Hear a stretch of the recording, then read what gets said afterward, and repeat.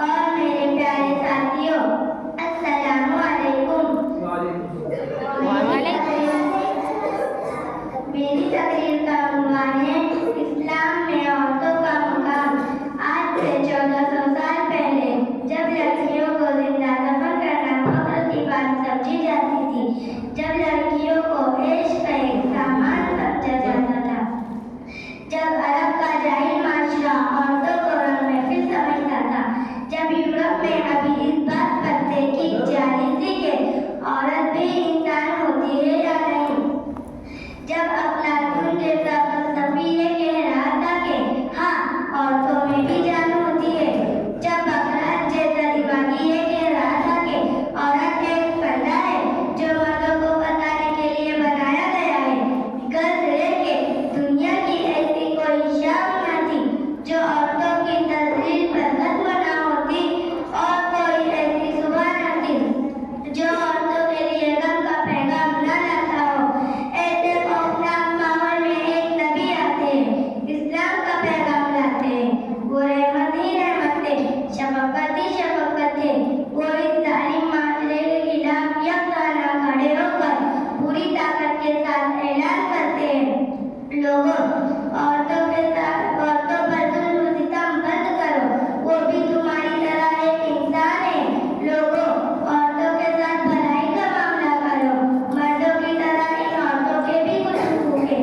यह आवाज क्या आई, हर तरफ कलियां खिल उठी, बहारों पर बहार आ गई। आज मासूम कलियों को जीने का हक मिल गया। नन्ही गुड़िया जिन्हें दफन करना एक पेशा था, अब एक बुरा समझा जाने लगा। चुनांचा आपके फरमान के मुताबिक औरत अगर माँ है तो फरमाया जन्नत तुम्हारी माओ के कदमों के नीचे है। औरत अगर बेटी है तो इसे वालिदैन के लिए जहन्नम से बचने का जरिया बना दिया। औरत अगर बहन है तो इसे भाई के लिए रहमत और मोहब्बत बना दिया।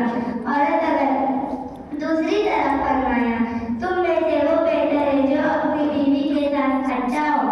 औरत अगर आम मुसलमान खातून है तो इसे इस्लामी बहन बना दिया और हुक्म दिया गया कि इनसे अपनी नजरों को नीचे रखा करो।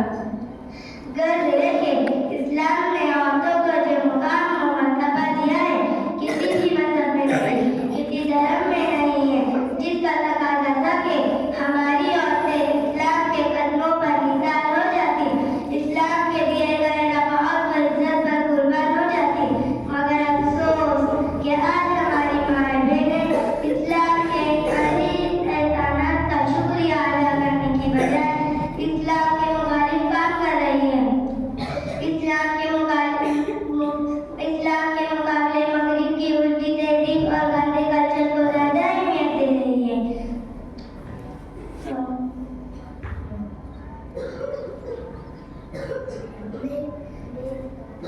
मैं इन तमाम माँ बहनों से पूछना चाहती हूँ कि बताओ, वो तमाम लोग जो औरतों की आज़ादी की बात करते हैं, हर काम में, हर ऑफिस में, हर बिजनेस की लाइनों में औरतों की हिस्सेदारी की बातें करते हैं, पर्दे को औरतों के खिलाफ समझते हैं, शौहर की अताअत के साथ घर में रहने को गैर कानूनी तसव्वुर करार देते हैं।